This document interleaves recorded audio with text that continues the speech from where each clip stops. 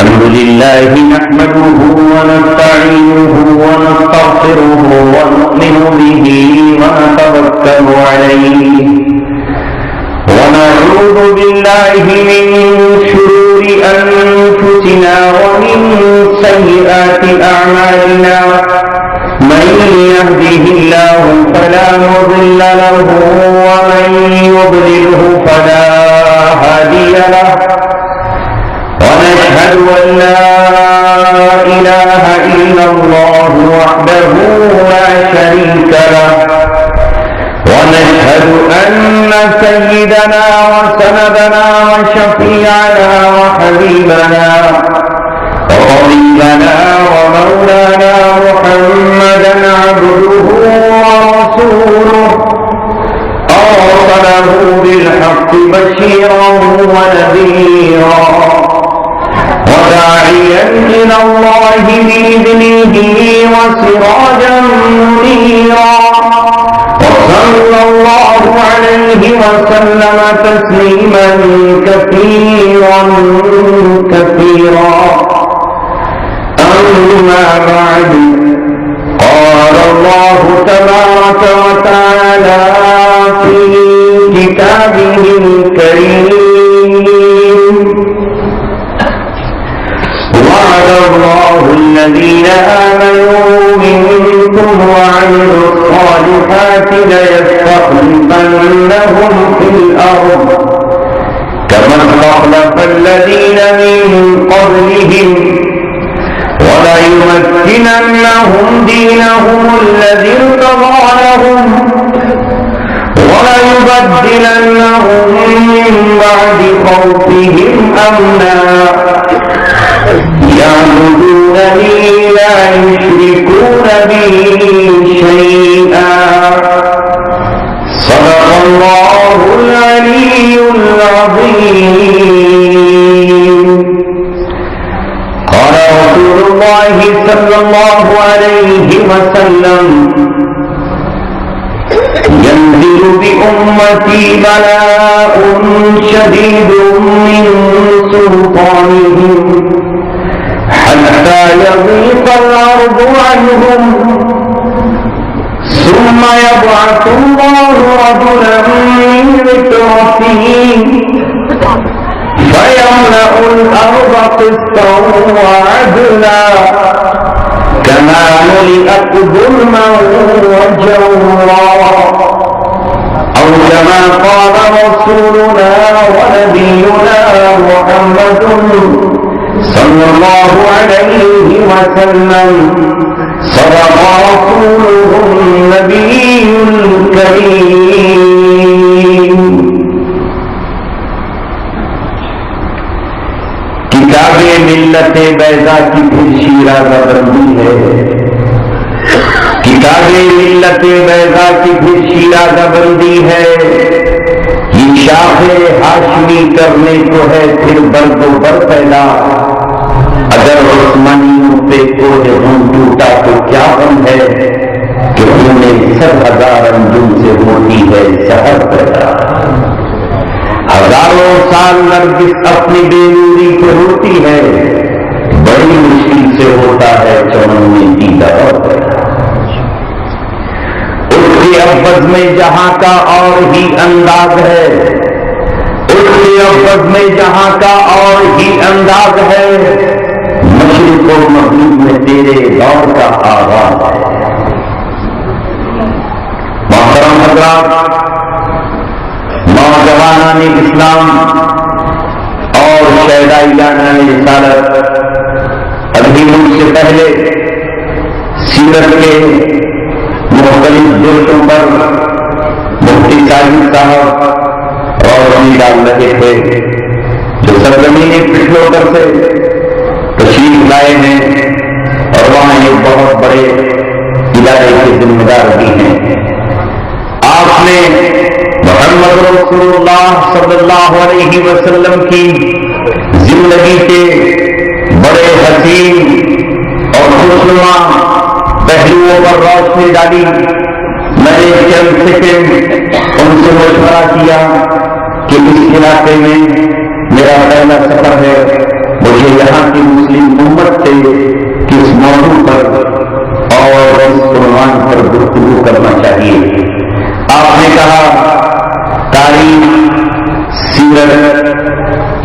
لوگ اس بات کی زیادہ خواہش رکھتے ہیں کہ سیرت اور تاریخ کے روشن پہلوؤں کو اجاگر کیا جائے۔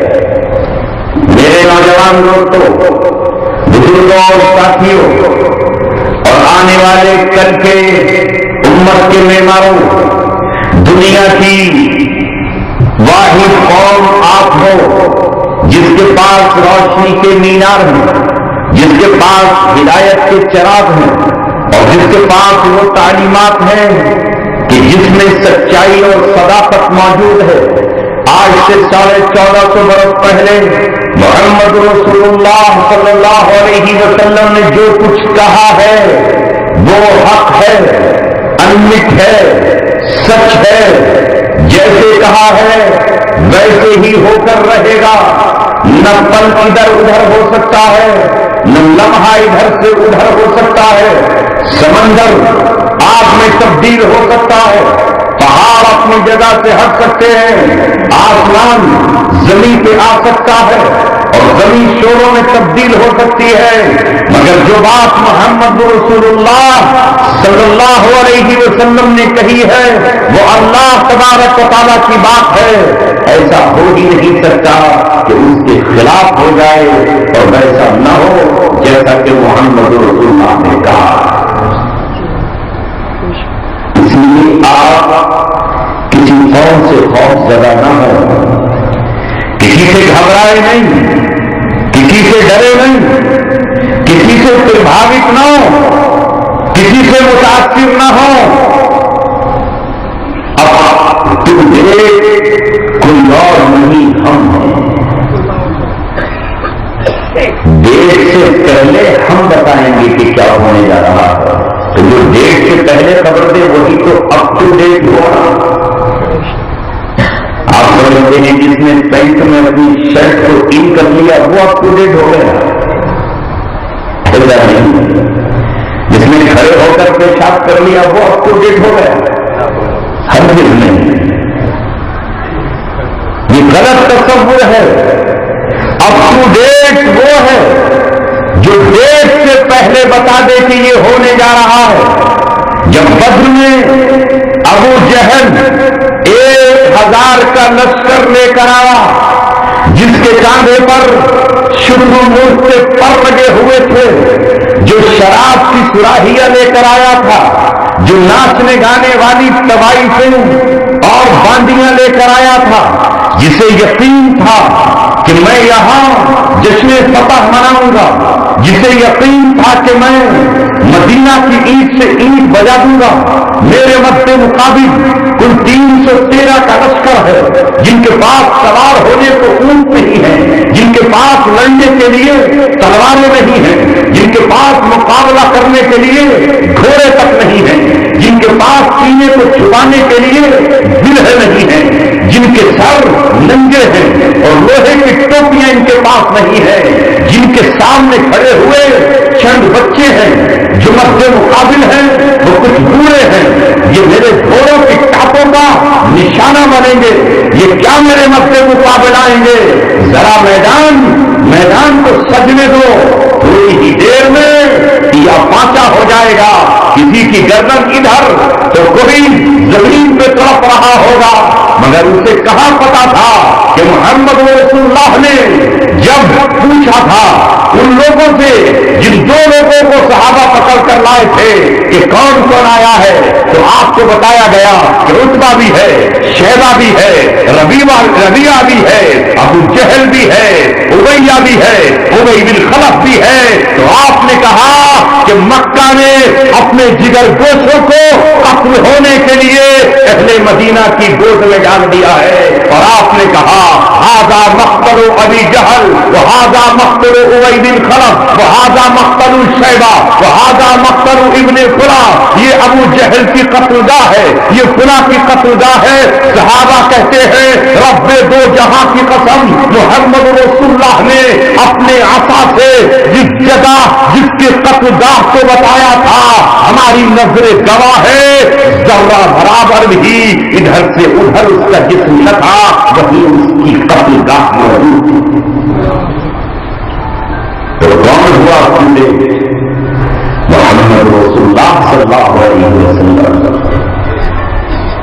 بتا دیا کہ یہ واپس نہیں جائے گا، یہی قتل ہو کے رہ جائے گا۔ مگر چونکہ دنیا آج پروپیگنڈے کا دور ہے،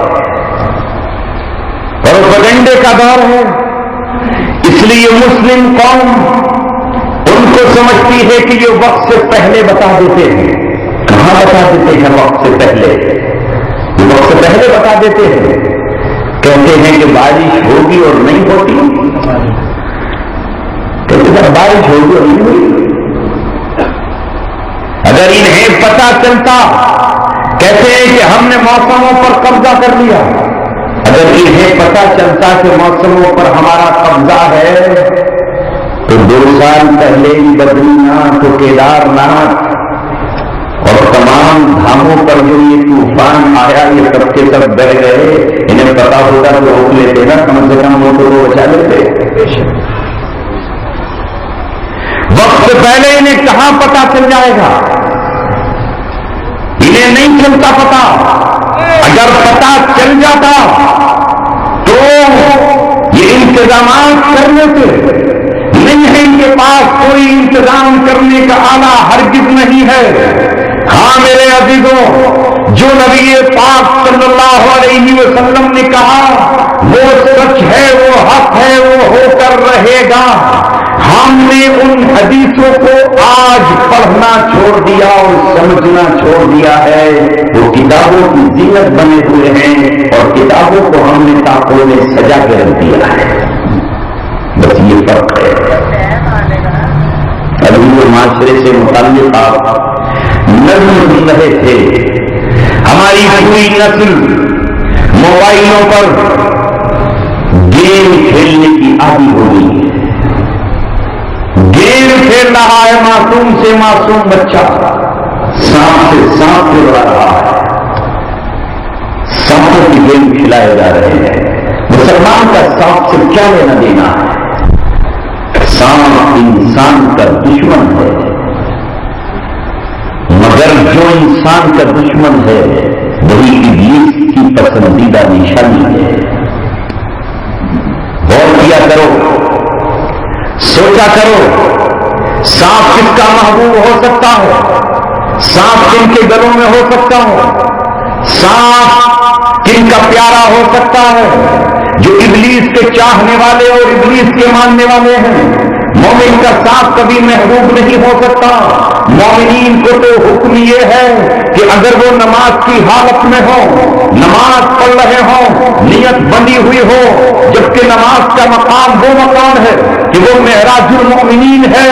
فقہا کی موجودگی میں، علماء کی موجودگی میں کہہ رہا ہوں، حکم یہ ہے فقہا کا کہ نماز کی نیت توڑ کر پہلے سانپ کا پھل کچل دو، بعد میں نماز کی قدر کرو۔ سانپوں سے کھیلنے کا کیا مطلب؟ ان کی تصویروں کو گلوں میں لٹکانے کا کیا مطلب؟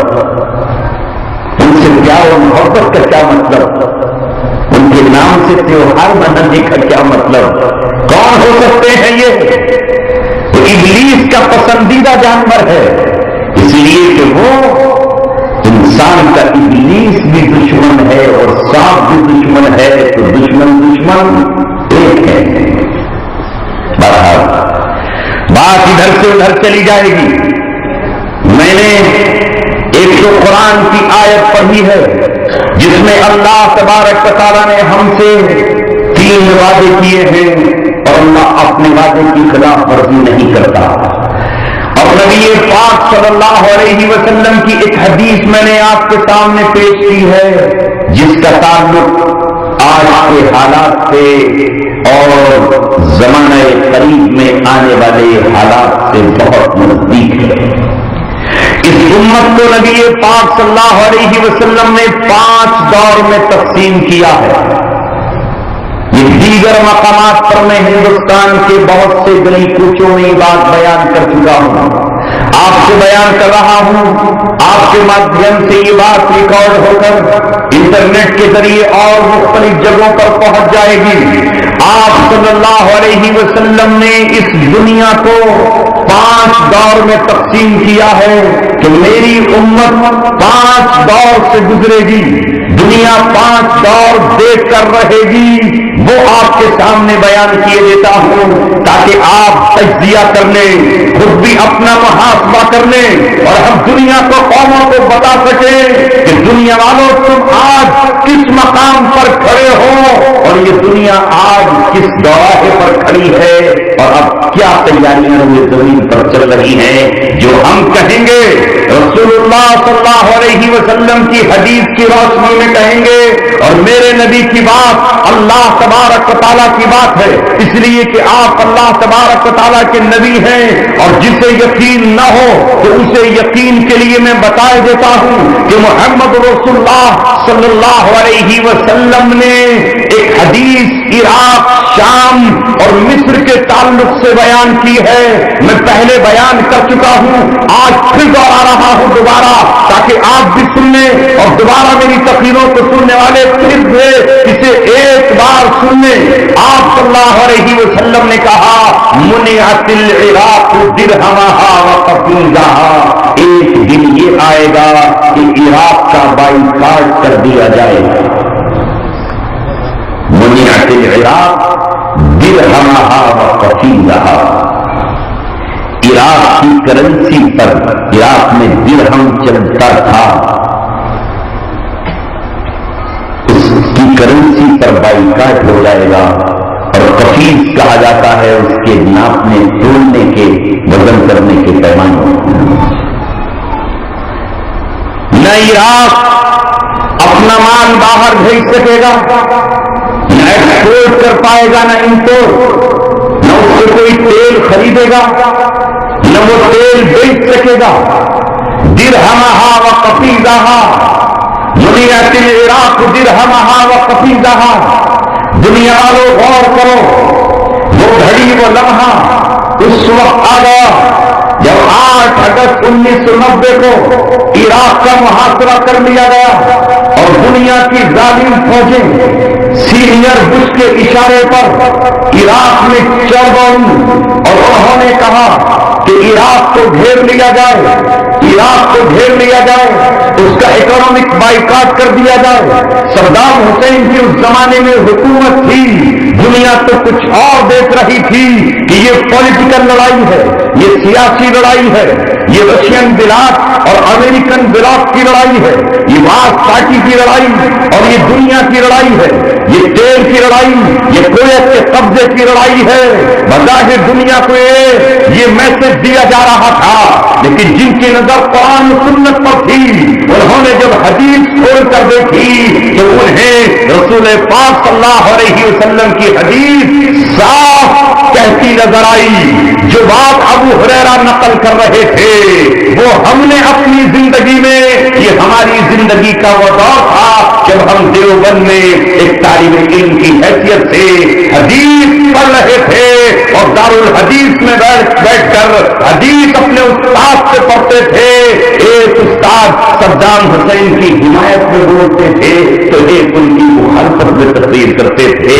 ہم کشمکش میں تھے کہ جائیں تو کدھر جائیں، ایک کہتا کہ صدام غلط، دوسرے کہتے کہ صدام صحیح۔ بہرحال صحیح اور غلط کا فیصلہ تو بعد میں ہوا، مگر نبی پاک صلی اللہ علیہ وسلم نے جو فرمایا کہ ایک دن عراق پر ایسا آئے گا کہ اس کا بائیکاٹ کر دیا جائے گا، وہ بائیکاٹ ہوتا ہوا 1990 میں نے اور آپ نے اور ہم سب نے اپنی نظروں سے دیکھا۔ کب کہا گیا تھا؟ 1400 سال پہلے دیکھا گیا، یہ 1400 سال کے بعد۔ اسی حدیث کے اگلے ٹکڑے میں آپ نے فرمایا وَمُنِعَتِ الشَّامُ مُدِيَهَا وَدِينَارَهَا، عراق کے بعد نمبر شام کا لگ جائے گا۔ شام سیریا کو کہا جاتا ہے، انگریزی میں اسے سیریا کہا جاتا ہے، ہمارے عام لوگ شام کو نہیں سمجھ پاتے، اس لیے سیریا کہہ رہا ہوں۔ میری بھی سمجھ میں بات نہیں آتی تھی کہ شام پہ ناکہ بندی کیسے ہو جائے گی۔ شام کا سربراہ تو شیعہ ہے، شام کا حکمراں تو دیندار نہیں، شام کا حکمراں تو انگریزوں کو آنکھیں نہیں دکھا سکتا، شام کا حکمراں تو رافضی ہے، موسوی ہے، وہ تو اسلام سے اس کا کوئی لینا دینا نہیں، وہاں تو شراب بکتی ہے، خریدی جاتی ہے، وہاں تو میں پردی ہے، وہاں تو سنیما ہال چلتے ہیں، وہاں ایسا کیسے ہو جائے گا؟ مگر 9 مارچ 2011 کو جب تونس میں انقلاب آیا اور عرب کی سرزمین پر اللہ تبارک و تعالیٰ نے انقلاب لانے کا فیصلہ کیا، اللہ جب چاہے یہاں سے چاہے انقلاب کھڑا کر دے، اللہ کسی کا محتاج نہیں ہے۔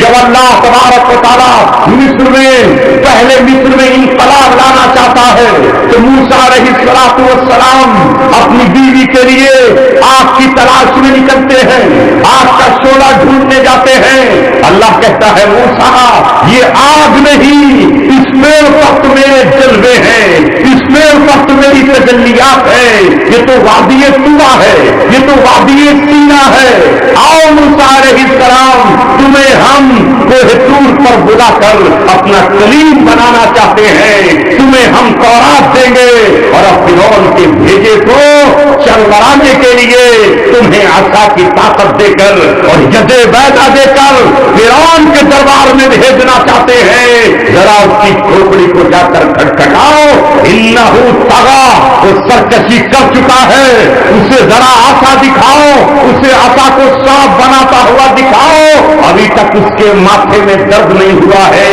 اب ذرا اس سے کہو کہ لیڈر میں ہوں، تیری لیڈری کی اب میں ذرا باجا بجاتا ہوں، اب میں تجھے بتاتا ہوں کہ تیرا اقتدار قوم بنی اسرائیل ختم کر کے چھوڑے گی۔ موسیٰ علیہ السلام تو آگ کی تلاش میں گئے تھے، اللہ نے کہا کہ آگ نہیں، پیغمبری لے کر جاؤ، رسالت کا تاج باندھ کر جاؤ اور فرعون کے محل میں گھس کر اپنے بھائی کو ساتھ لے کر سرزمین فرعون کی سرزمین پر گھر بری مچا دو اور اعلان کر دو کہ میں اب رہنمائی کے لیے آیا ہوں، اور صرف مانا بنی اسرائیل اب اپنی قوم کی غلامی کی بیڑیاں کاٹنے کے لیے اور انہیں آزادی کا سورج دکھانے کے لیے آیا۔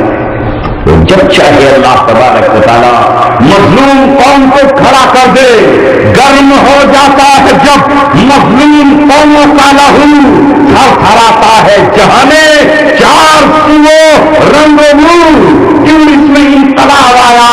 ایک رکشہ والا نہیں بلکہ ایک فروٹ والے سے جب خراج مانگا گیا، جب اس سے رشوت مانگی گئی، اس نے اپنے جسم کو آگ لگائی، اس کی تصویر یوٹیوب پر ڈال دی گئی، فیس بک پر ڈال دی گئی، تو پورے شہر میں انقلاب آ گیا اور دیکھتے ہی دیکھتے پورا عرب انقلاب کے نعروں سے گونج اٹھا، یہاں تک کہ شام کی سرزمین پر 8 اور 9 سال کے بچے جو اسکول گئے تھے، جو اسکول سے باہر نکلے تو اپنے ہاتھ میں چوک لیے، اپنے ہاتھ میں انہوں نے کوئلہ لیا، اپنے ہاتھ میں انہوں نے رنگ کے وہ اسکیچ پین لیے اور ان سے دیواروں پر اب تحریر لکھ دیا، انقلاب لکھ دیا، ارحل یا بشار لکھ دیا، اے ڈکٹیٹر بشار چلا جا۔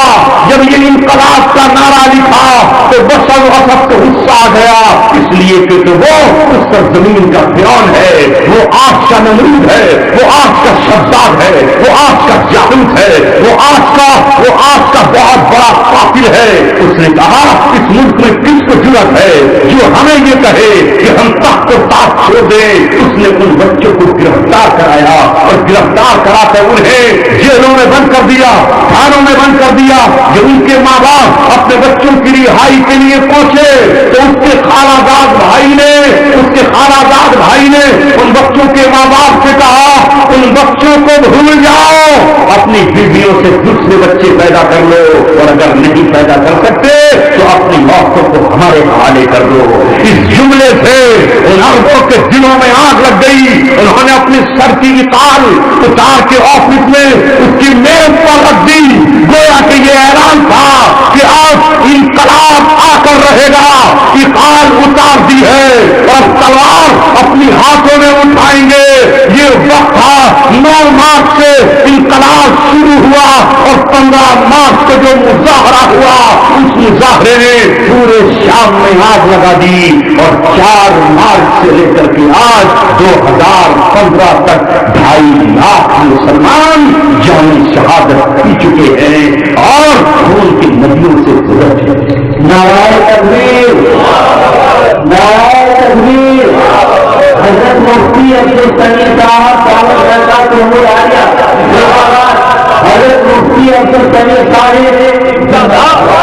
مدارس اسلامیہ۔ میں سوچتا تھا کب رسول اللہ کی حدیث کا ٹکڑا پورا ہوگا، تو ہو گیا شام پر بھی وَمُنِعَتِ الشَّامُ دِيَهَا وَدِينَارَهَا۔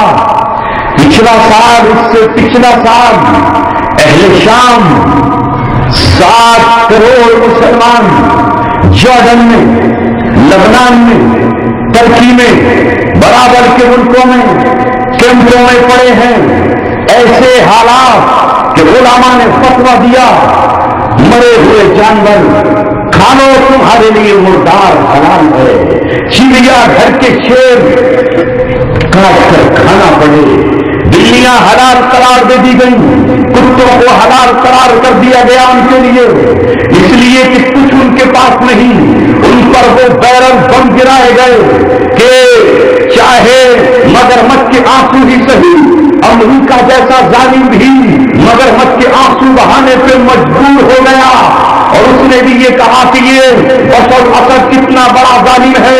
آج پورے سیریا پر روزی کے دروازے بند کر دیے گئے، روٹی کے ٹکڑے وہاں نہیں جا رہے، وہاں حال یہ ہے کہ نہ جانے کتنے بچے بھوک سے تڑپ رہے ہیں، نہ جانے کتنی ماں کے سینوں کا دودھ خشک ہوا اور پیدا ہونے والا معصوم بچہ دودھ کے قطرے نہ ملنے کی وجہ سے تڑپ کر ماں کی باہوں میں ایسے ہی سو گیا جیسے کل محمد رسول اللہ کا بھائی کاٹ مکے کی سرزمین پر ہوا تھا تو شیب ابی طالب نے بہت سے بچوں نے جان دے دی تھی۔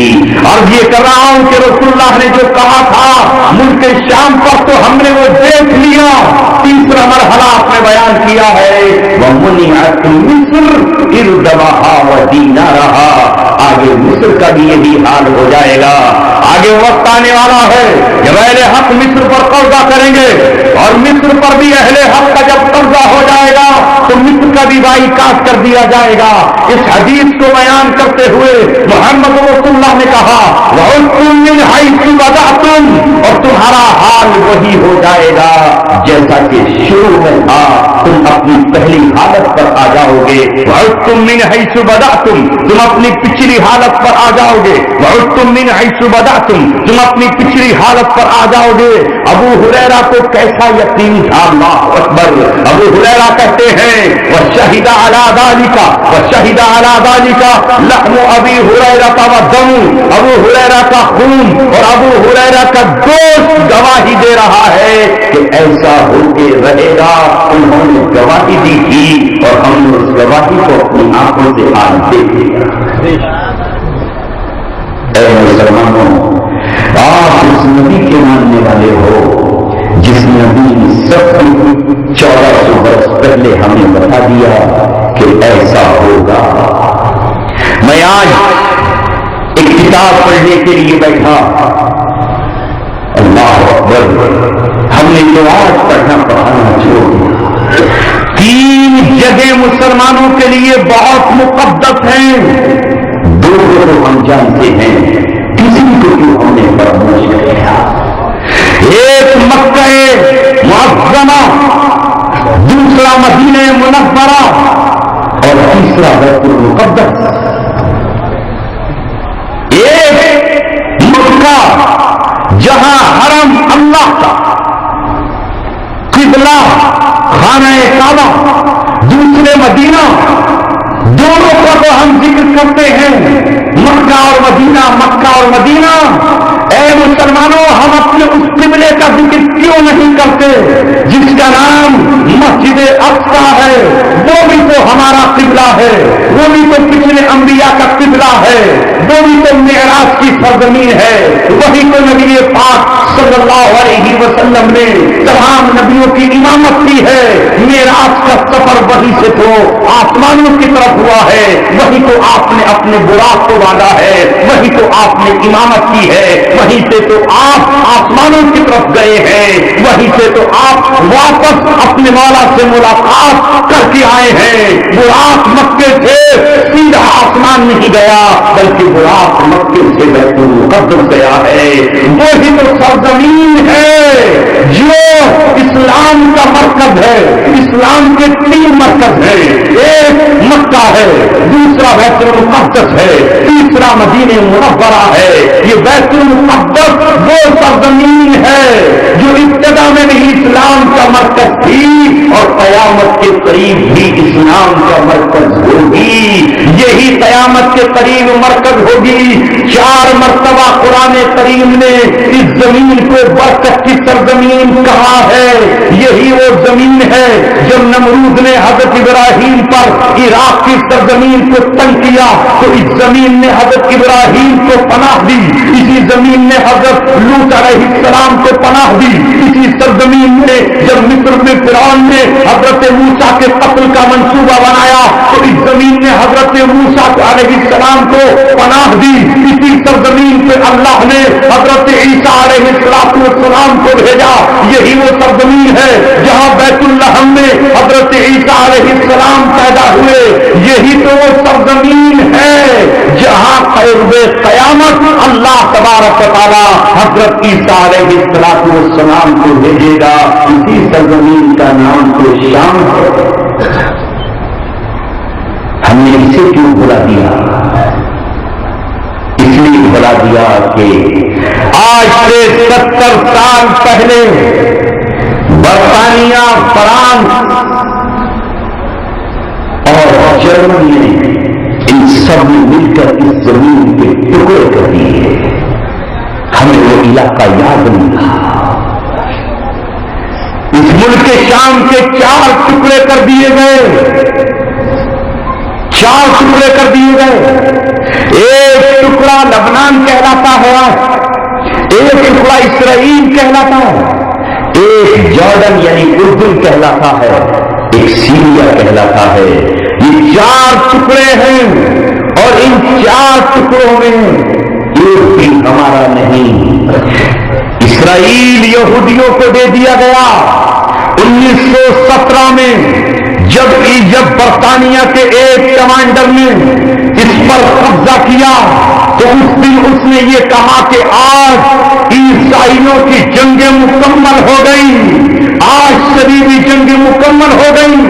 اور 14 مئی 1948 کو جب برطانیہ نے اس سرزمین کو چھوڑا تو یہودیوں کو یہاں لا کر بسا دیا، یعنی خود قبضہ چھوڑا تو اس مقدس سرزمین پر یہودی آ کر بس گئے اور مسلمانوں کو ان کے گھروں سے نکال کے باہر کر دیا۔ فلسطینیوں کے گھروں پر بلڈوزر چلا دیے گئے، ان کی 3 نسلیں آج تک کیمپوں میں زندگی گزار رہی ہیں۔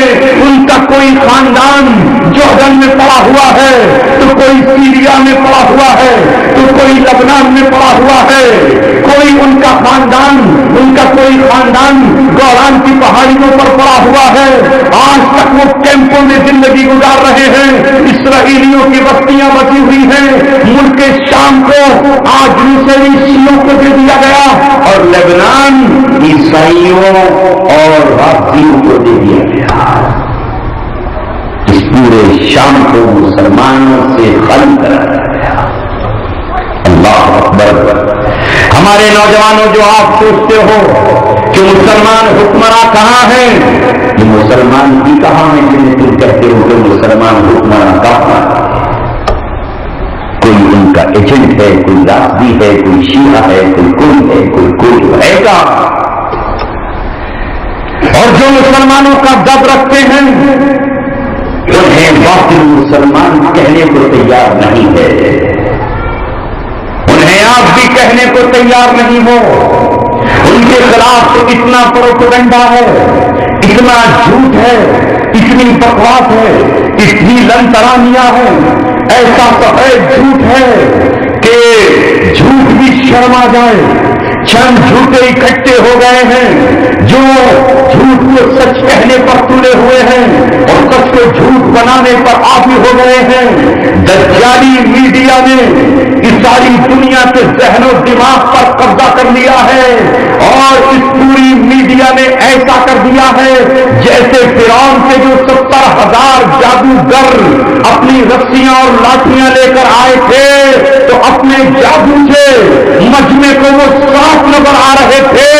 اسی طرح آج اس میڈیا کے جادو سے حقیقت لوگوں کو کچھ اور نظر آ رہی ہے اور جو حقیقت ہے وہ حقیقت دکھائی نہیں دے رہی ہے. اب کہاں سے آئے موسیٰ علیہ السلام اپنا عصا لے کر کے ان کے جادو کا تلسم توڑو. انتظار کرو عیسیٰ علیہ السلام کا, انتظار کرو حضرت مہدی رضی اللہ تعالیٰ عنہ کا. وہی اس جادو کو آ کر توڑیں گے, وہی اس شہر کا حصول ختم کریں گے اور آئیں گے. وہ تیاریاں ہیں, اسٹیج سج رہا ہے, سب کچھ اسی کی تیاریاں ہیں. ایک طرف باطل اکٹھا ہو رہا ہے اور ایک طرف حق اکٹھا ہو رہا ہے. یہ عالم عرب میں جو کچھ ہو رہا ہے یہ خود بخود نہیں ہو رہا, اللہ تبارک و تعالیٰ کے بنائے ہوئے منصوبے کے تحت ہو رہا ہے. سنتے چلے جائیے, ملک شام میں جو کچھ ہو رہا ہے, میرے نبی محمد رسول اللہ صلی اللہ علیہ وسلم نے فرمایا ہے کہ آخری وقت میں ساری دنیا کے لوگ اکٹھے ہو کر ملک شام میں جمع ہو جائیں گے. جب ساری دنیا میں فساد ہوگا تو اہل ایمان ملک شام میں جمع ہو جائیں گے اور آج ساری دنیا کے اہل ایمان ملک شام میں جمع ہو رہے ہیں اور ہو چکے ہیں. نعرہ تکبیر, نعرہ تکبیر. حضرت مفتی عبد السمیع صاحب آپ صلی اللہ علیہ وسلم نے فرمایا کہ جنگ کے دن, کون سی جنگ؟ اس جنگ کو رسول اللہ نے کہا ہے, اس جنگ کو آپ نے ملحمۃ الکبریٰ کہا ہے. ملحمۃ الکبریٰ کہا ہے, سب سے بڑی جنگ, انتہائی خونریز اور خوفناک جنگ. آپ نے کہا ملحمۃ الکبریٰ کے دن مسلمانوں کا خیمہ غوطہ میں ہوگا جو دمشق کے برابر میں ہے, اور دمشق کے برابر میں ہے غوطہ ایک شہر ہے. دمشق ملک شام کی راجدھانی ہے, وہاں مسلمانوں کا خیمہ ہوگا. الحمدللہ آج امت مسلمہ کے جانبازوں نے اور امت کے دیوانوں نے غوطہ شہر کو فتح کر لیا ہے اور غوطہ میں اپنے خیمے گاڑ دیے ہیں اور دمشق کی طرف امت مسلمہ کے دیوانے بڑھ رہے ہیں. رسول پاک صلی اللہ علیہ وسلم یہ فرما چکے ہیں کہ میری امت کا ایک دستہ حق کے لیے آگے بڑھتا رہے گا, منصورین اس کی مدد کی جائے گی, اس کے مخالف اس کا کچھ نہیں بگاڑ پائیں گے, اسے شکست دینے والے شکست نہیں دے سکیں گے. آپ سے پوچھا یہ لوگ کہاں ہوں گے؟ آپ نے فرمایا ملک شام میں ہوں گے. اور آج آپ دیکھ رہے ہیں کہ ملک شام میں ساری دنیا کے گوڑے اکٹھے ہیں. باقی پریشان ہے, یہ کیا ہو گیا شام میں؟ ساری دنیا اکٹھی ہے, دین اسلام کے دشمن آج اکٹھے ہیں. ماضی اور کی تاریخ اپنے آپ کو پھر سے دوہرا رہی ہے. یہودی, رافضی یعنی شیعی اور صلیبی یعنی عیسائی اکٹھے ہیں, اور ایک طرف اہل سنت والجماعت اکٹھے ہیں. صحابہ کے دیوانے اکٹھے ہو گئے ہیں. ایک طرف وہ لوگ ہیں جو صرف ایمان والے ہیں اور ایک طرف وہ لوگ ہیں جن میں ایمان نام کی چیز نہیں ہے. دنیا دو کیمپوں میں تقسیم ہو گئی ہے. رسول اللہ فرما چکے ہیں ایک وقت آئے گا کہ امت دو خیموں میں بچ جائے گی, فسطاط ایمان و فسطاط نفاق. ایک ایمان کا خیمہ ہوگا, لا نفاق فیہ، اس میں نفاق نہیں ہوگا، کلیئر مسلمان کھلم کھلا ایمان والے ہوں گے، اور ایک خیمہ منافقین کا ہوگا، لا ایمان فیہ، اس میں ایمان نہیں ہوگا۔ آج دنیا دو کیمپوں میں تقسیم ہو چکی ہے، آپ پوری دنیا پر نظر دوڑا لیجیے، رسول پاک صلی اللہ علیہ وسلم نے فرمایا ستجدون جنودا، تم ان قریب لشکر دیکھو گے، جندم بالعراق، ایک لشکر عراق میں ہوگا، وہ جندم بالیمن، اور ایک لشکر یمن میں ہوگا، وہ جندم بالشام، اور ایک لشکر ملک شام میں ہوگا۔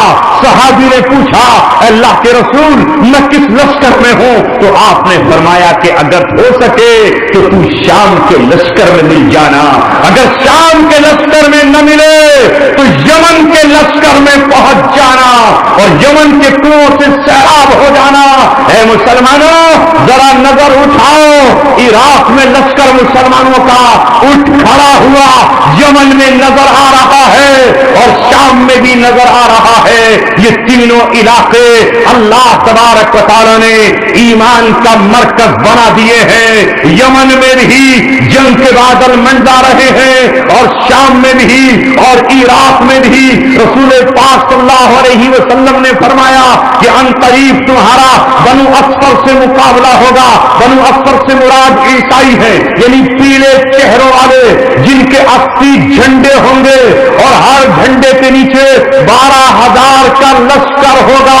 اس وقت 62 تو ہو چکے ہیں، 62 ہو چکے ہیں، باقی ابھی کچھ اور باقی ہے، اور تمہارا ان کا مقابلہ شام کے شہر داوت میں ہوگا۔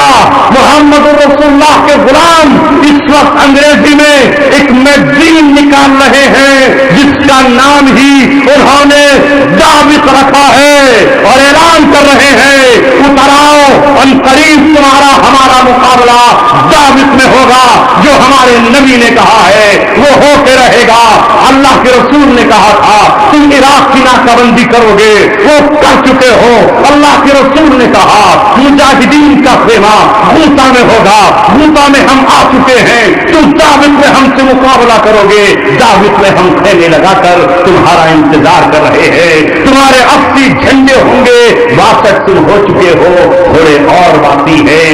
اے مسلمانوں یہ وہ احادیث ہے جو محمد رسول اللہ صلی اللہ علیہ وسلم بیان کر کے جا چکے ہیں۔ ان جنگوں کو یہ مت سمجھو کہ دنیا کی فضول کی ایسی ویسی جنگیں ہو رہی ہیں، یہ ایمان اور کفر کی جنگ ہے، یہ وہ جنگ ہے جو عقیدے کی جنگ ہے، یہ وہ جنگیں ہیں جو حق و باطل کی جنگیں ہیں، یہ وہ جنگیں ہیں جن کو یہودیوں کے یہاں بھی ان کی کتابوں میں بتایا گیا ہے، یہ وہ جنگیں ہیں جن کو عیسائی آرمیگاڈون یا ہرمجدون کہتے ہیں، یہ وہ جنگیں ہیں جن کے لیے یہودی انتظار کر رہے ہیں۔ ان کے یہاں ایک پتھر ہے جس پتھر پر حضرت داؤد علیہ السلام کی تاج پوشی ہوئی تھی۔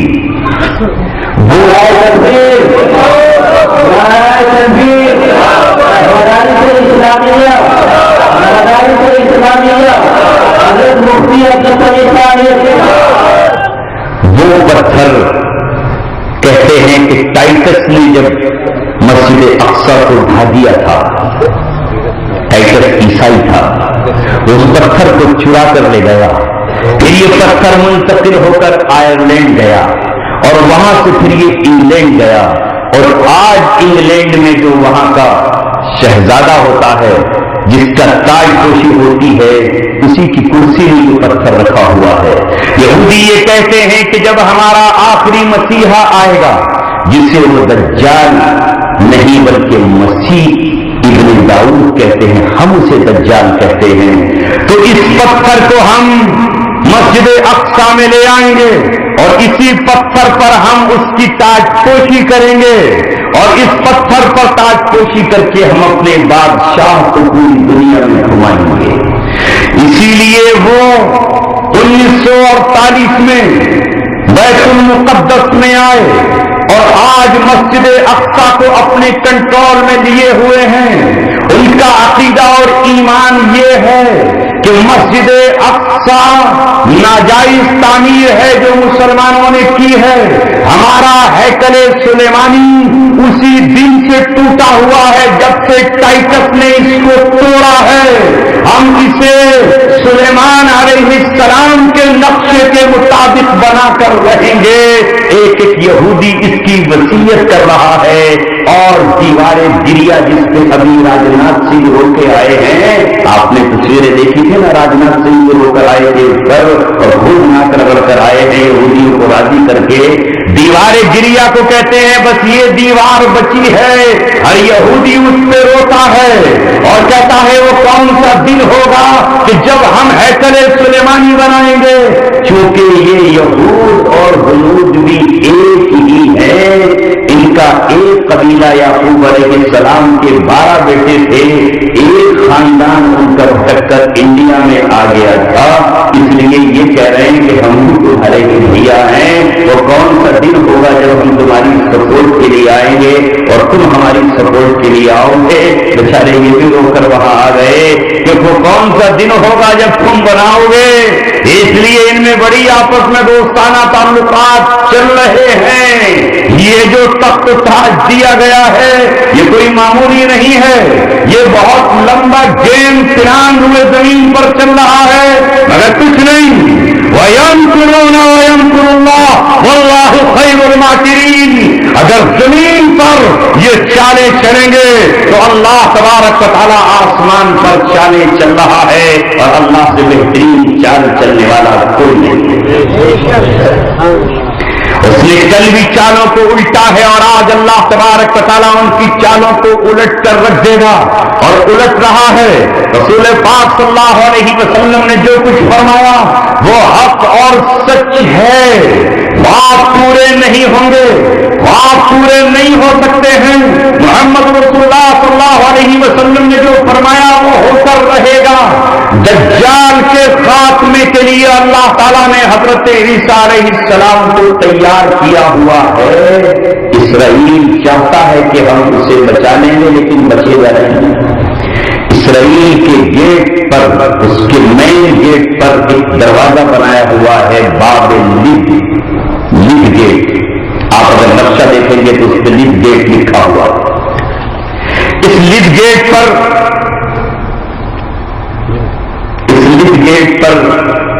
ایک ایئرپورٹ بنا ہوا ہے جو ہوا میں تیر رہا ہے. اس لد گیٹ پر ایک ایئرپورٹ بنا ہوا ہے جو ہوا میں تیر رہا, ہوا میں فضا میں تیر رہا.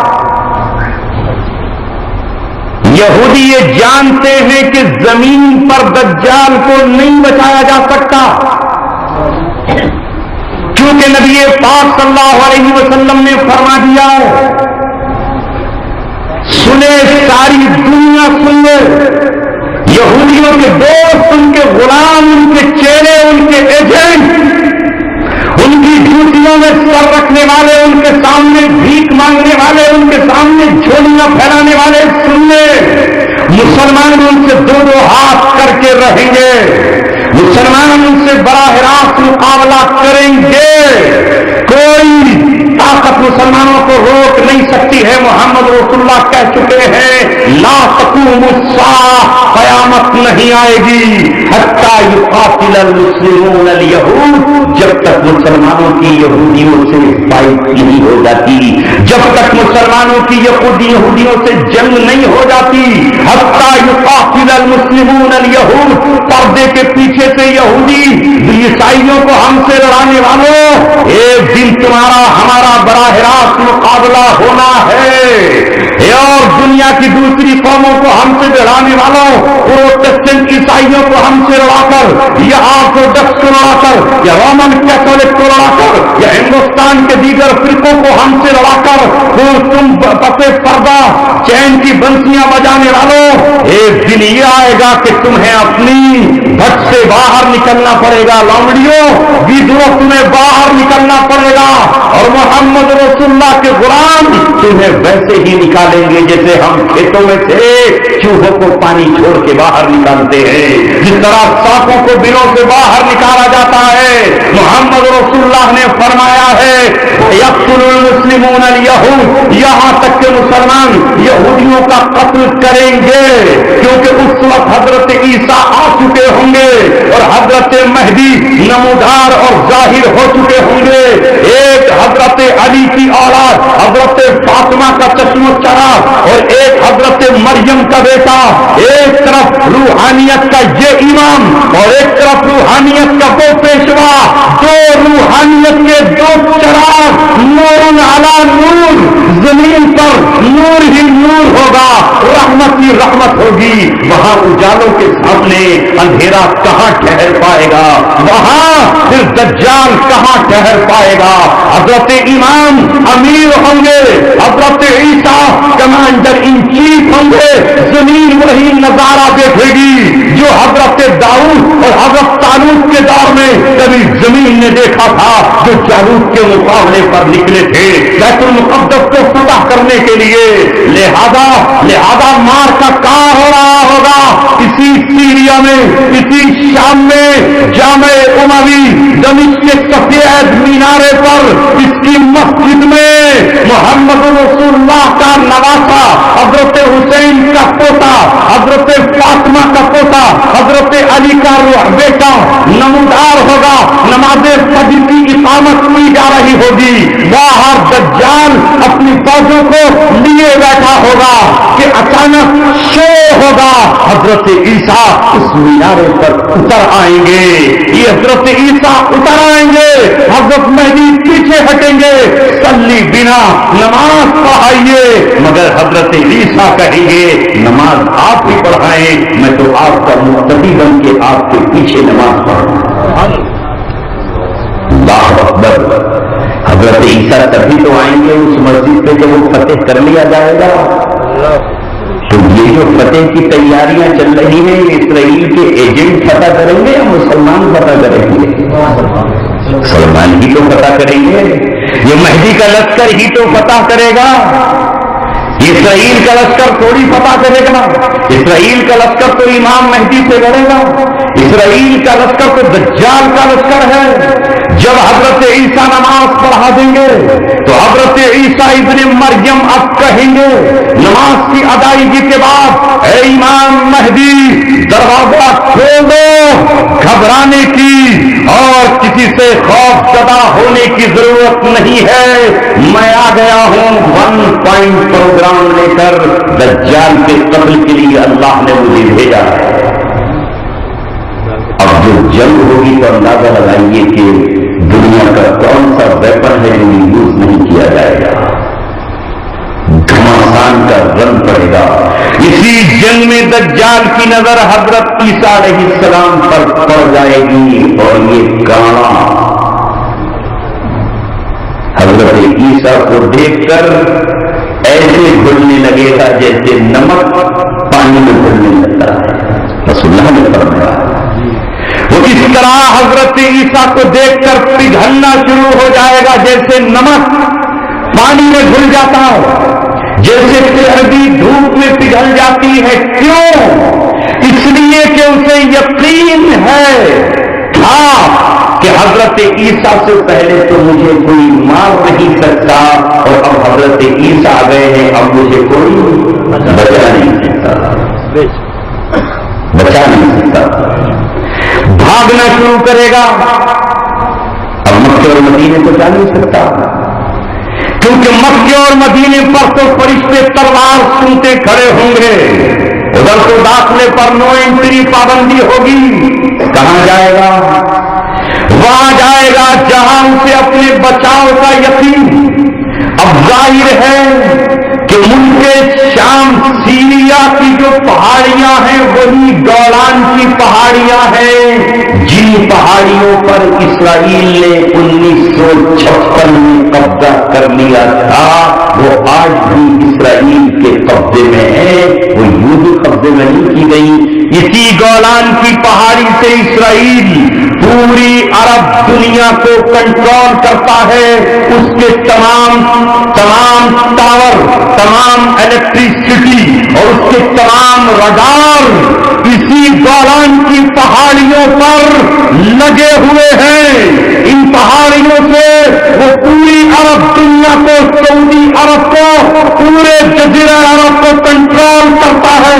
آپ اندازہ کر سکتے ہیں کہ 1956 میں اس سیریا میں گولان کی پہاڑیوں کو جو عرب کا دل کہا جاتا ہے کیوں قبضہ کیا ہے؟ وہ ان پہاڑیوں کے تھرو، کیونکہ یہاں تو اس کا کنٹرول ہے ہی، یہاں سے بھاگنا شروع کرے گا.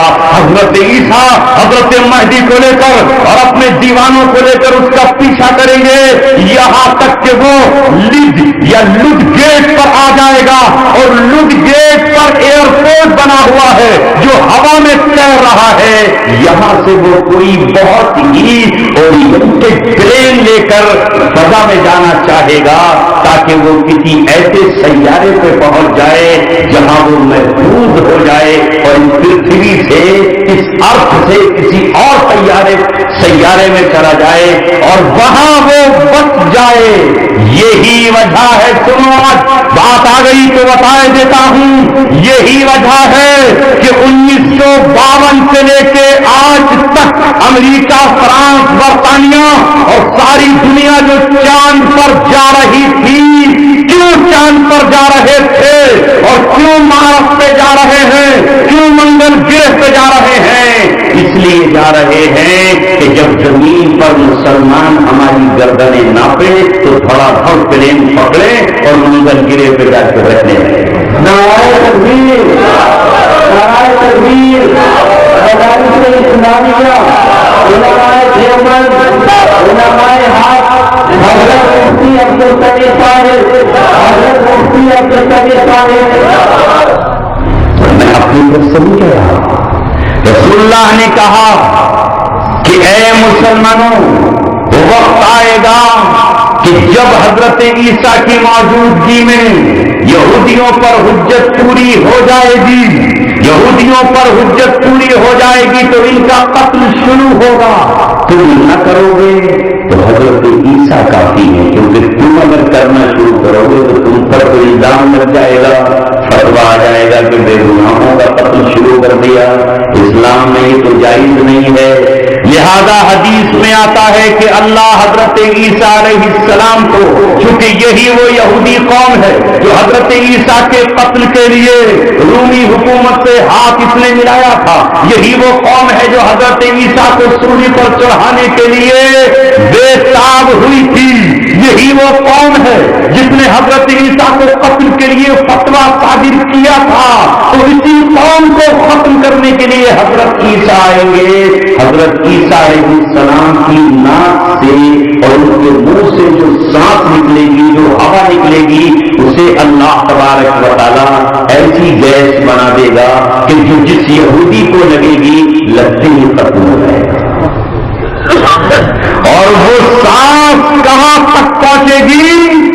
تا حد نگاہ پہنچے گی، تاکہ میڈیا والے یہ نہ کہیں کہ صاحب یہ تو قتل کر دیا، پتہ ہی نہیں چلے گا کس نے کر دیا. اور میڈیا والے کہیں گے صاحب یہ تو بے گناہ مانتا ہے، یہ تو صاحب آتنکواदी ہے، یہ دہشت گردانہ پیش ہے. ہوگا ہی نہیں، پوری زمین پاک کر دی جائے گی. حضرت عیسیٰ علیہ السلام جب آئیں گے، قرآن بھی کہتا ہے وَإِن مِّنْ أَهْلِ الْكِتَابِ، جتنے بھی اہل کتاب ہیں إِلَّا لَيُؤْمِنَنَّ بِهِ، ان پر ایمان لے آئیں گے قبل موتہ، ان کی موت سے پہلے، چونکہ انہیں موت ابھی نہیں آئی ہے، وہ زندہ ہیں، اتریں گے. اور جب وہ آئیں گے ایک ہی آپشن ہوگا، صرف اسلام. وَيَضَعُ عَنْهُمُ الْجِزْيَةَ، جزیہ ختم ہو جائے گا. وَيُكَسِّرُ الصَّلِيبَ کو توڑ دیں گے، کراس ختم کر دی جائے گی. وَيَقْتُلُ الْخِنزِيرَ کا خاتمہ کر دیں گے. حضرت عیسیٰ آئیں گے تو کیا حال ہوگا؟ ان یہودیوں کا کان ٹوٹیں گے. حتیٰ یقتدی الیہود من وراء الحجر والشجر، یہ یہودی پیڑوں کے پیچھے چھپیں گے، پتھروں کے پیچھے چھپیں گے، والقواعد من البعید، اور بنکروں میں چھپیں گے اور تہخانوں میں چھپنا شروع کر دیں گے، حتی یقول الحجر والشجر، یہاں تک کہ پیڑ بولیں گے، پتھر پکاریں گے، مکانوں کی بنیادوں سے آواز آئے گی، یا عبداللہ یا مسلم، اے مسلم اے عبداللہ، ورائی یہودی، میرے پیچھے یہودی چھپا ہوا ہے، فقتل ہو، اسے قتل کر دے، الا الغرقد، مگر ایک غرقد کا پیڑ ہے جو نہیں بتائے گا، یہ سائلنٹ رہے گا موبائل کی طرح، وَإِنَّهُ مِن شَجَرِ الْيَهُودِ، اس لیے یہ یہودیوں کا پیڑ ہے، صرف وہ نہیں بتائے گا، باقی ہر پیڑ بتائے گا۔ آج 1992 سے لے کے اب تک تمام یہودی اس پیڑ کو اسرائیل میں بہت تیزی کے ساتھ لگا رہے ہیں، سڑکوں کے 2 سائڈ اس پیڑ کو لگایا جا رہا ہے، بنگلوں کے چاروں طرف لگایا جا رہا ہے، کوٹھیوں کے ارد گرد لگایا جا رہا ہے، چشموں کے چاروں طرف لگایا جا رہا ہے، اور معلوم ہے آپ کو کہاں سے یہ لے جایا جا رہا ہے؟ آپ کے بھارت سے لے جایا جا رہا ہے۔ ہمالیہ کی چوٹیوں پر یہ بہت کافی تعداد میں لکھا ہے، چلے گئے اس کا ایگریمنٹ کرتے، انہوں نے شروعات کی تھی اسرائیل سے دوستی کی، اور وہ پیڑ کو اس زمانے سے اب تک اس کو یہاں سے بھیجا جا رہا ہے۔ بلرام جاکر جی نے اس کی شروعات کی تھی، وہ کرشی منتری تھے، نرسنگا جی نے اس کی شروعات کی تھی، اور تبھی ہندوستان میں اسرائیل کا سفارت خانہ کھولا گیا تھا۔ اس سے پہلے ہندوستان کے اسرائیل سے تعلقات نہیں تھے، یا حضرات اچھی طرح جانتے ہیں۔ میرے دوستوں عزیزوں، قرآن اور حدیث کی روشنی میں جب ہم آگے بڑھتے چلے جا رہے ہیں تو قیامت کے قریب کا زمانہ انتہائی نزدیک ہے۔ ملک شام اہل اسلام کا مرکز بنتا چلا جا رہا ہے۔ حضرت عیسیٰ علیہ السلام کی آمد کے لیے تیاریاں اور راستہ ہموار ہو رہا ہے۔ دوسری طرف دجال کے استقبال کی یہودی اور عیسائی مل کر کے تیاریاں کر رہے ہیں، اور نبی پاک صلی اللہ علیہ وسلم کے فرمان کے مطابق یہ امت اپنے 5ویں دور کے بالکل نزدیک آ چکی ہے۔ وہ بات کہہ کے اپنی بات کو میں آپ سے ختم کروں گا۔ میرے آقا اور آپ کے آقا سرکار مدینہ صلی اللہ علیہ وسلم نے فرمایا یہ امت 5 دور سے گزرے گی۔ پہلا دور نبوت و رحمت کا، ان اول دینکم نبوت و رحمت، تمہارے دین کی شروعات نبوت و رحمت سے ہوگی۔ وَتَكُونُ فِيكُم مَّا شَاءَ اللَّهُ أَن تَكُونَ، اور جب تک اللہ چاہے گا یہ دور نبوت و رحمت کا چلے گا۔ ثُمَّ يَرْفَعُ اللَّهُ جَلَّ جَلَالُهُ، پھر اللہ تعالیٰ اس دور کو اٹھا لے گا۔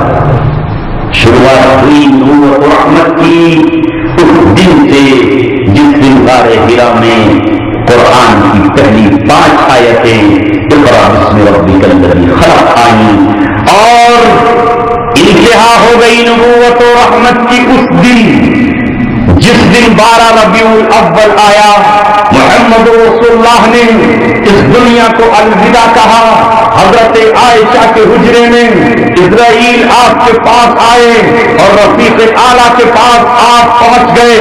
12 ربیع الاول سن 11 ہجری کو محمد رسول اللہ نے دنیا چھوڑی، نبوت کا پہلا دور ختم، اور آپ نے فرمایا ثم تکون فیکم خلافۃ علی منہاج النبوہ، پھر نبوت کے بعد دوسرا دور شروع ہوگا جو خلافت کا دور ہوگا، لیکن یہ خلافت بالکل نبوت کے نہج پر ہوگی۔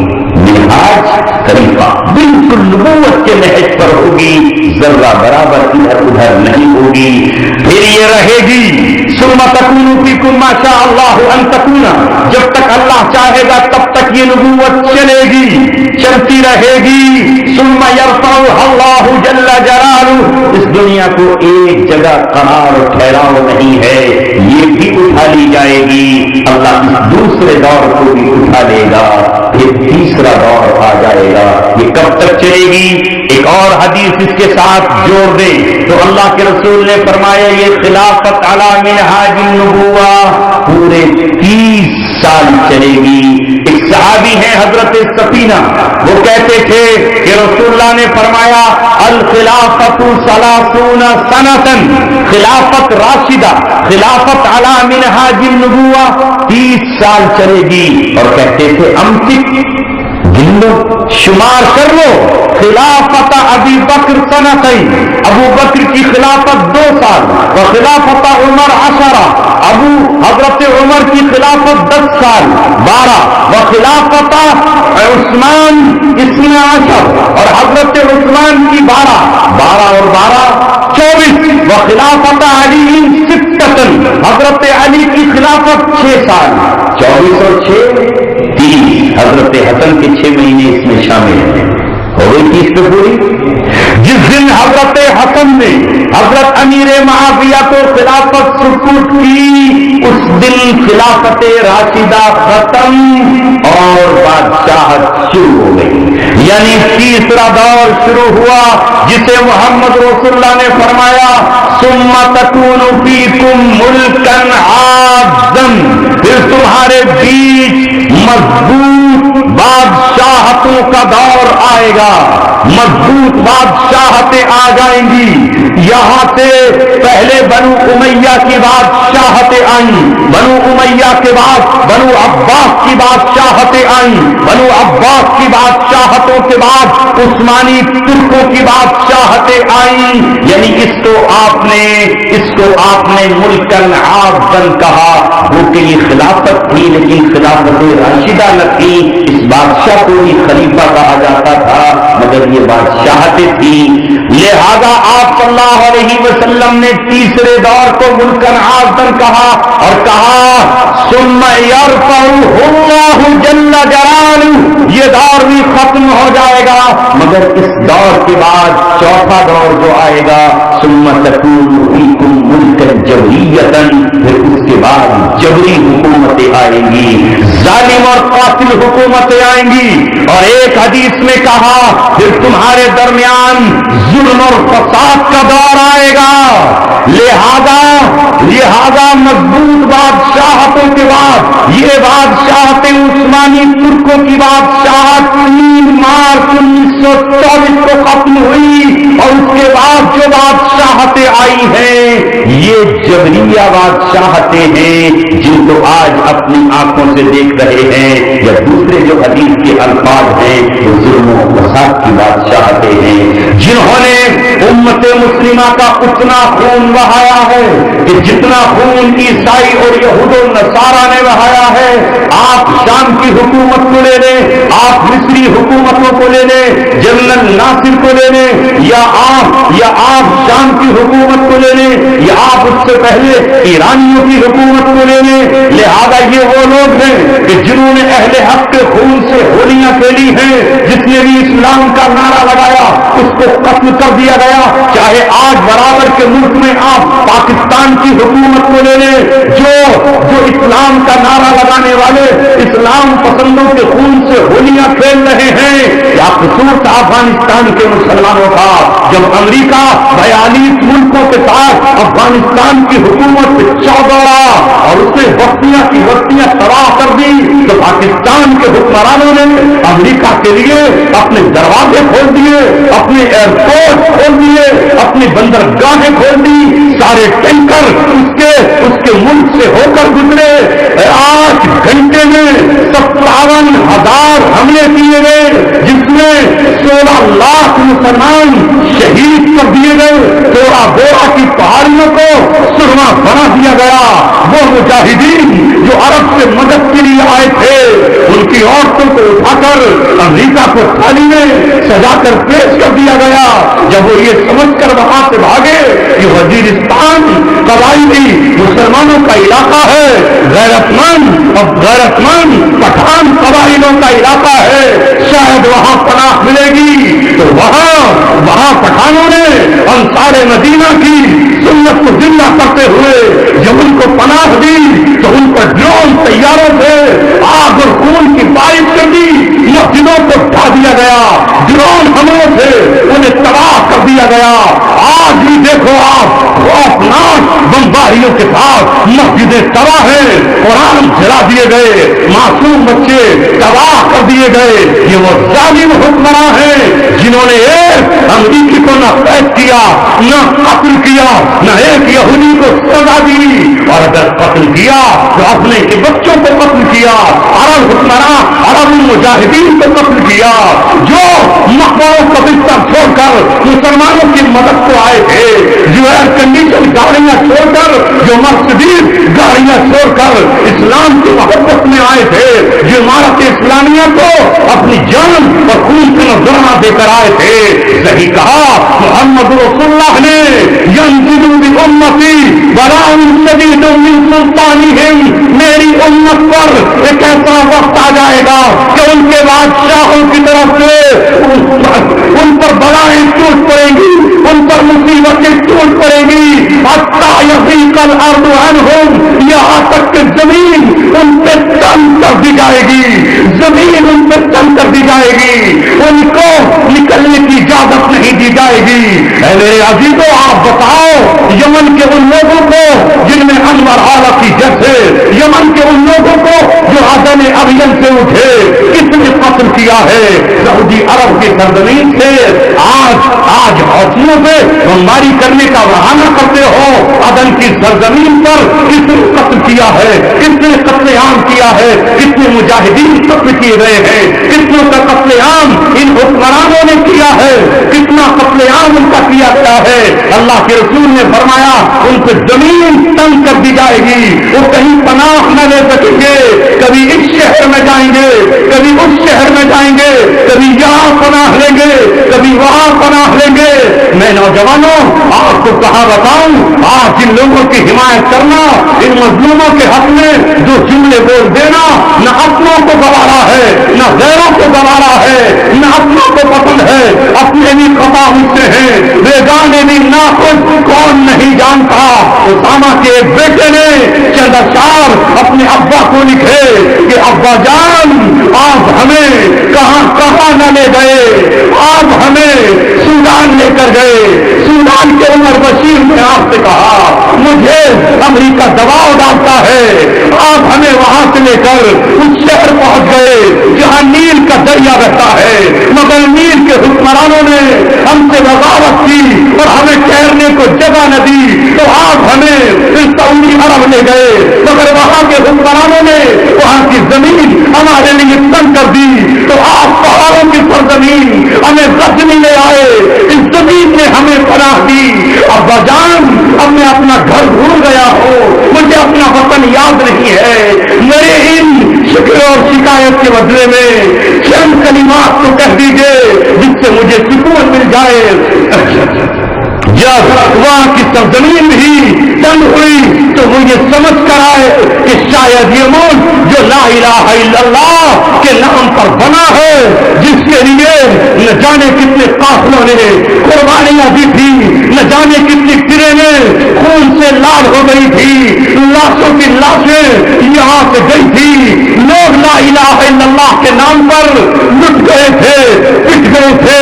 یہ شاید مجھے پناہ دے دے گا اور جواب میں ڈیرا ڈالا, مگر انہیں کیا پتا تھا کہ یہاں کا حکمراں رافضی ہے, ابن سبا کی اولاد ہے, یہودیوں کا ایجنٹ ہے, یہاں کا جنرل پیانی اس کا رشتہ پرانا ایرانی خاندان سے ہے. یہ تمہارے لہو کا سودا کر کے یہ ایرانی یہ مجوسیوں کو خوش کرے گا, یہ ایرانیوں یہ انگریزوں کو خوش کرے گا, اور تمہارے خون کی قیمت سے اپنی بہو اور اپنی بیٹیوں کے لیے ہار پھول مانگے گا. لہذا ان کو سرزمین پہ قتل کیا گیا جسے دنیا پاک سرزمین کہتی ہے, مگر آج رات کھل گیا, وہ زمین پاک نہیں جس نے پاک خون کو ناپاک پودوں سے بہایا گیا ہو, وہ پارلی پاک نہیں بلکہ ناپاک ہو چکی ہے جس نے ناپاک فوج کے قدموں کا استقبال کیا ہو, اور پاکیزہ لہو کو جس نے بہانے کی اجازت دی ہو. سچ کہا میرے نبی نے, حتی یضیق الارض عنہم, یہاں تک کہ ان پہ زمین تنگ کر دی جائے گی. مگر اے مسلمانوں گھبراؤ مت, اسی جون مرحلے کے بعد محمد رسول اللہ نے فرمایا ہے ثم یبعث اللہ رجلا، پھر اللہ تعالیٰ میرے گھر سے، اللہ میرے گھرانے سے، میری فاطمہ کی کوکھ سے، اللہ میرے ہاشمی خون سے، علی کی اولاد سے، وہی علی جس نے بچپن میں اسلام کا پرچم تھاما تھا، وہی علی جس نے خیبر کو فتح کیا تھا، جس نے مرحب پہلوان کے پاس سے اڑا دیے تھے، اس کے لہو سے وہی علی جس کا بیٹا یزید کے مقابلے پر نکل کر اپنے بیٹے علی اصغر کو قربان کر کے زین العابدین کو زندہ چھوڑ کر گیا تھا، ایک شخص کو بھیجے گا اللہ رجلا من عترتی، میرے خاندان کی اس شخص کو بھیجے گا فیملأ الارض قسطا وعدلا، وہ پوری دنیا کو انصاف سے اور عدل سے بھر۔ نعرہ تکبیر، نعرہ تکبیر، مدارس اسلامیہ، علماء دیوبند، علماء حق، حضرت مفتی عبدالسمیع صاحب، حضرت مفتی عبدالسمیع صاحب، انشاءاللہ جو رسول اللہ نے کہا وہ حضرت امام مہدی رضی اللہ تعالیٰ آئیں گے، حضرت عیسیٰ علیہ السلام کو آنا ہے اور ان کی آمد سے پہلے یہ ساری تیاریاں ہو رہی ہیں۔ میں نے مناسب سمجھا کہ ایک بار پھر ان احادیث کو دوہرا دوں تاکہ آپ یہ سمجھ سکیں کہ زمانے میں جو کروٹ لی ہے وہاں موقع نہیں ہو رہا۔ رسول اللہ فرماتے ہیں کہ جب امام مہدی آئیں گے تو ان کے ہاتھ پہ بیعت کرنے کے لیے سب سے پہلے لوگ کہاں سے آئیں گے؟ آپ فرماتے ہیں عصائب العراق وابدال الشام، امام مہدی کے پاس عراق کے دستے آئیں گے، عراق سے آئیں گے لشکر، اور شام کے اولیاء اور ابدال آئیں گے۔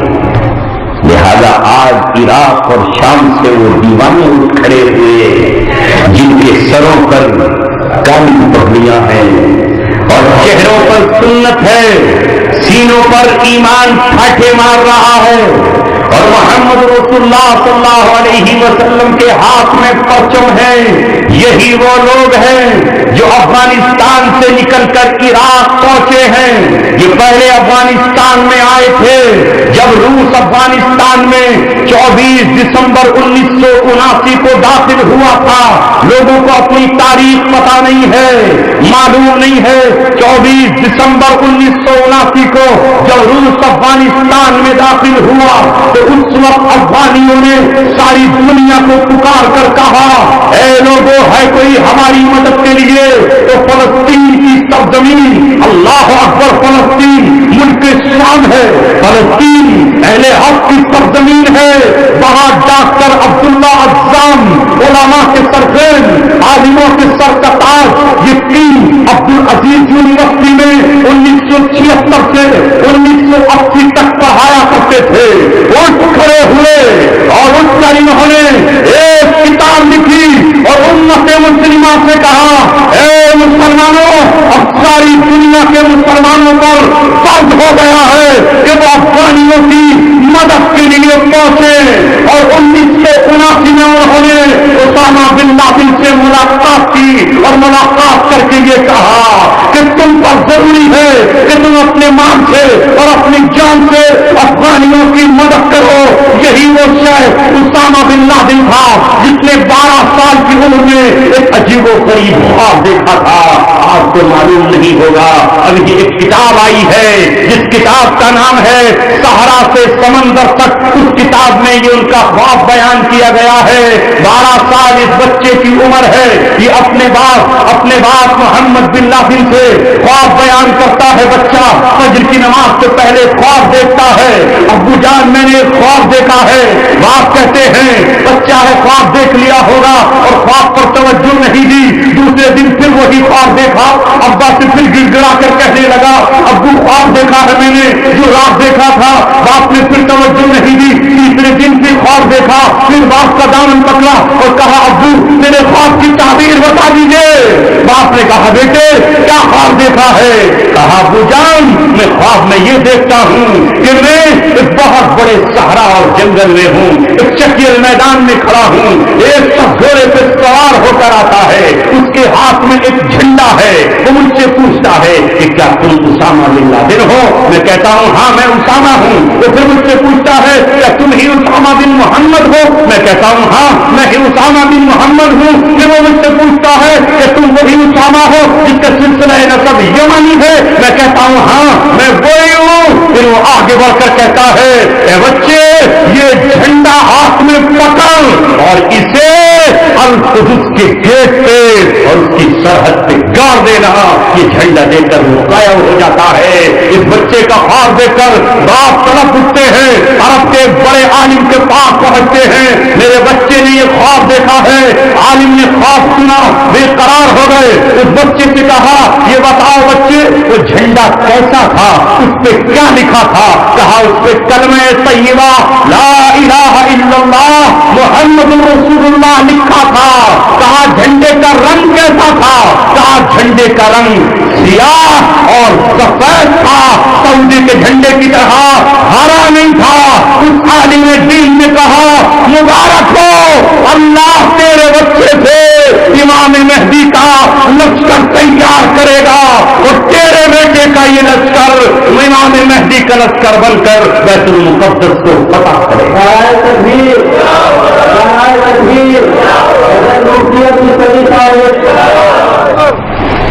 لہذا وہی بچہ خراسان پہنچ گیا اور خراسان عربوں کو لے گیا. ڈاکٹر عبداللہ عزام کی دعوت پر وہ خراسان پہنچ گئے اور وہاں پہنچ کر انہوں نے وہ فرائض انجام دیے جو ساری دنیا جانتی ہے. یہی ڈاکٹر عبداللہ عزام سن 1988 میں اردن کی سرزمین پر پہنچے, جہاں فلسطین کا ایک اور خاندان احمد نژاد نام کا ہجرت کر کے آیا ہوا تھا. اس احمد نژاد نام کے خاندان احمد کے یہاں 10 بیٹے 10 اولادیں تھیں, 6 بیٹیاں اور 4 بیٹے. ایک بیٹے کا نام احمد فضیل تھا. یہی بیٹا بعد میں ابو غریب کہلایا. یہی بیٹا پھر ابو مصعب زرقاوی کہلایا. یہ باپ تو اس بیٹے کو 11ویں جماعت میں چھوڑ کر دنیا سے چلا گیا. جب باپ گیا تو بیٹا یتیم ہو گیا. ابو مصعب زرقاوی یتیم ہو گیا, پڑھائی چھوٹ گئی. ابھی عمر 22 سال کی ہے کہ ڈاکٹر عبداللہ عزام اردن کی ایک جامع مسجد حسین بن علی میں کھڑے ہو کر تقریر کر رہا ہے. اور تقریر کرتے ہوئے عرب نوجوانوں سے کہا ایھا الشباب یا معشر الشباب اتریدون الجنہ, کہ تم جنت چاہتے ہو؟ تو عرب نوجوانوں نے کہا بلا کیوں نہیں, نحن نريد الجنہ, ہم سب کے سب جنت چاہتے ہیں. تو عبداللہ عزام نے کہا ان الجنت ہی افغانستان, جنت افغانستان میں بٹ رہی ہے. اٹھو اور افغانستان میں پہنچ جاؤ اور جنت خرید لو افغانستان جا کر. 22 سال کا یہ نوجوان ابو مصعب زرقاوی اٹھا اور اٹھ کر اپنا نام لکھا دیا. اسی ابو مصعب زرقاوی نے راستہ اختیار کیا, پشاور پہنچا, پشاور سے خراسان داخل ہوا, خراسان میں عبدالرب رسول سیاف کے معسکر میں داخل ہوا, پھر جلال الدین حقانی کے معسکر میں داخل ہو کر اسی نوجوان نے وہاں تربیت حاصل کی. اور وہاں سے تربیت حاصل کرنے کے بعد پھر یہ 2001 میں امریکن فوجوں کے ذریعے زخمی ہوا اور زخمی ہونے کے بعد میران شاہ آیا، میران شاہ سے زخمی ہو کر ایران پہنچا، ایران سے زخمی ہو کر یہ پھر حکمت یار کے ذریعے اب بغداد پہنچ گیا، اور بغداد میں پہنچنے کے بعد 2003 میں اس نے پھر امریکن فوجوں کے مقابلے پر اٹھ کر کھڑے ہو کر یہ کہا، اے امریکہ ہم تیرے انتظار میں ہیں، تیرے انتظار میں تھے، اگر افغانی تجھے ٹکر دے سکتے ہیں تو عرب کے وہ شیر جن کے باپ دادا نے جنگ نہاون لڑی ہے، جنہوں نے مار کر این جالوت میں تاتاریوں کو شکست دی ہے، جنہوں نے ہندین میں صلاح الدین کی قیادت میں رومیوں کو شکست دی ہے، جنہوں نے خالد بن ولید کی قیادت میں جنگ یرموک میں شام کے عیسائیوں کو شکست دی ہے، وہ آج تجھے شکست دے کر رہیں گے۔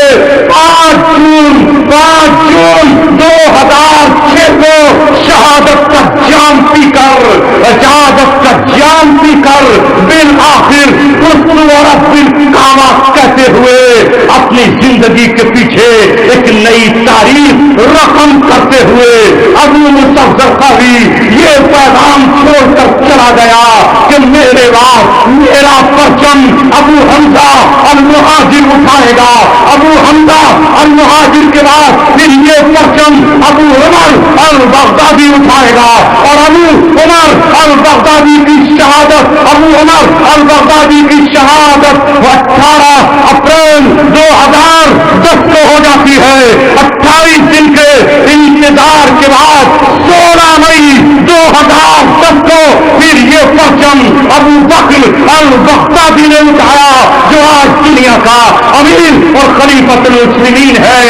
یہ خراسان سے کالے جھنڈے والے عراق کی سرزمین پر داخل ہوئے، اور محمد رسول اللہ نے کہا ہے کہ جب تم دیکھو کہ خراسان سے کالے جھنڈے والے آ گئے تو ان کے ساتھ شامل ہو جانا، اس لیے کہ اس میں اللہ کے خلیفہ مہدی ہوں گے۔ نعرہ تکبیر، زور سے بولو، نعرہ تکبیر، نعرہ تکبیر، علماء دیوبند، علماء حق، حضرت مفتی عبدالسمیع صاحب، حضرت مفتی عبدالسمیع صاحب۔ محترم حضرات، احادیث کو جب پڑھتے ہیں تو منظرنامہ یہ بنتا ہے، اور جب یہود و نصارہ، صلیبی، عیسائی، شیعہ، رافضیوں کو پڑھتے ہیں تو منظرنامہ کچھ اور بنتا ہے۔ بس میری آپ سے التجا یہ ہے کہ قرآن و سنت سے جڑ جائیے اور باقی سب چیزوں کو چھوڑ دیجیے۔ اللہ مجھے اور آپ کو عمل کی توفیق عطا فرمائے۔